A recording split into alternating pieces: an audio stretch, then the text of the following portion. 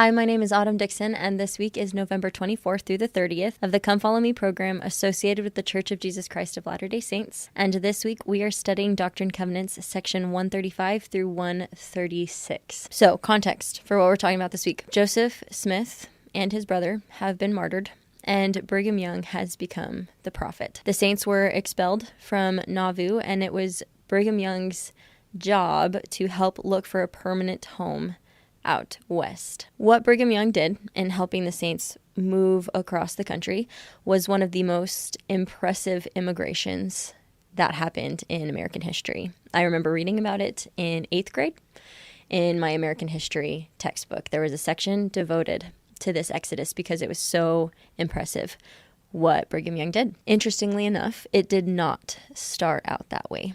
When this first started happening, when the immigration first started happening, the saints were starving and freezing along the trail. There were lots of muddy quagmires that would stop the saints from reaching their goal to make it there ahead of time so that they could plant crops and be prepared for all the people who were coming in. Brigham Young talks about how he felt like he was dragging around this 25-ton weight all the time, how he felt like he had this giant family that he couldn't take care of. When he was living in Nebraska, in winter quarters, he received some guidance from the Lord. The Lord taught Brigham Young how to organize the people, but he taught something that was equally important that really turned the tide for the saints and made this one of the most impressive immigrations that happened in American history. So this is Doctrine and Covenants. It's section 136, and it is verse 2. And this is part of the counsel that the Lord gave to Brigham Young when Brigham Young was trying to move everybody, and it was failing. It says, "Let all the people of the Church of Jesus Christ of Latter-day Saints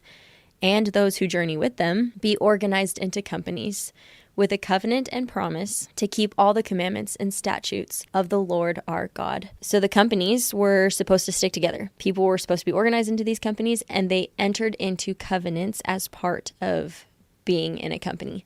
These two principles, organized companies and making covenants, that's what changed the game. That's what changed everything. First principle, they were organized into companies. When it came to people moving westward, whether they were saints or non-saints, the people who were moving westward, the way it usually looked is people would travel together for protection, but companies would break apart and come back together with new members, and they would trade companies and switch around all while they were traveling along. And a lot of it came down to every man vying for himself and his family alone. You were mostly in charge of just your family. Brigham Young organized everybody into these companies, and there were leaders of different numbers of people so that everyone had responsibilities and everyone was supposed to stick together. Everyone in that company, if one was going to make it, they were all going to make it together. They were unified and they were meant to be together. Number 2 principle was a spiritual one. It emphasized the eternal nature of the work that the saints were performing, and it also emphasized who they were worshiping. The God of Israel, the God who has moved countless numbers of people to new homes. This revelation that Brigham Young received becomes even more significant when we look at some of the other work that Brigham Young was given later on down the line. In 1877, Brigham Young reorganized the priesthood structure. He had traveled across Utah, and he had seen how lots of people were scattered all over the place. Some of them were not enrolled into wards. There were confusing spiritual jurisdictions where you didn't know which leader was over which people, or there were overlapping boundaries. There were bishops who were not ordained, and it was unclear who was responsible for what jobs everybody had, what was supposed to be happening. The saints had reached a stage where they had grown large enough that this became a problem. People were going to be vulnerable as they were trying to walk this covenant path. If Brigham Young did not change this, they were at risk of 2 problems. 1, they were going to lose people along the way who were vulnerable, and they were going to lose the restored doctrine that they had worked so hard to bring about. And so that's what Brigham Young did. With the direction of the apostles, he traveled around, and the apostles traveled around, and they organized wards and stakes, and all the bishops were set apart, and everyone had a ward family and a leader. Roles were clarified so everyone knew what they were supposed to be in charge of. And so this lessened the gaps through which people could fall through. It allowed the Lord to guide his church and keep his restored doctrine pure. It's hard to overstate the unglamorous importance of what Brigham Young did in reorganizing this priesthood structure so that no one would get lost along the way. And I want to tie back this idea to what we were talking about previously, and I want to do it from the perspective of an imaginary saint who was traveling across the plains. So it's a widow, imaginary widow, and her kids, and she's trying to help her family get across the plains to gather with the saints. Her oldest child is 10, and they are trying to move along, but they start to fall behind, and they kind of get left behind that company, and they kind of get picked up by another company along the way. And they're traveling with that second company, but then her baby gets sick, and she has to nurse that baby back to health. And so she starts falling behind again because she needs to take care of this baby, and the 10-year-old can only do so much. And it just keeps happening. She keeps falling behind. And it gets to the point where she's just hoping that she can reach her destination before the end of the line of companies. Organizing people into companies who cared about each other changed the game. It changed everything. No one was left behind. And that was extremely powerful for the widow. It was also powerful for the people who served. There was power in an entire company working together, mourning together, lifting each other. A company who could cry together could also rejoice together. The game changes when you're not alone. And so I want you to imagine this same widow, and she is crying as she holds her baby as a 16-year-old comes along and starts to drive her cart for her. And she is looking at her 10-year-old, and that 10-year-old is looking up with something akin to hero worship at that 16-year-old. And this is the beginning of hope.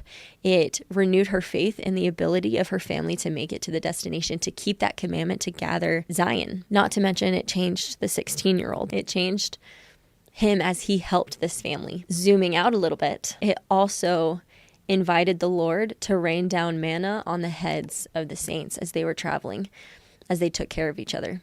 Now I want to fast forward to 1877. This is the year that the priesthood was reorganized. And I want you to imagine a young family, and the father's leg was broken in an accident while they were working, and the family is very young, and the mom and the almost teenage daughter are working tirelessly trying to get everything done before winter sets in. They're trying to take care of the crop while also taking care of the kids and all the other parts of running a farm. They're trying to prepare all of that food, and it's not going well. And what is winter going to look like? How vulnerable are they going to be if they can't finish this work? So in the midst of the despair of this young family, a man shows up and knocks on their door, and he takes a look at this ragged family, and he introduces himself as their bishop. And over the course of the next few weeks, there is a rotation of men and girls who come in and help gather the crops and help prepare that food to last through the winter, who help take care of the home, and it saves this family.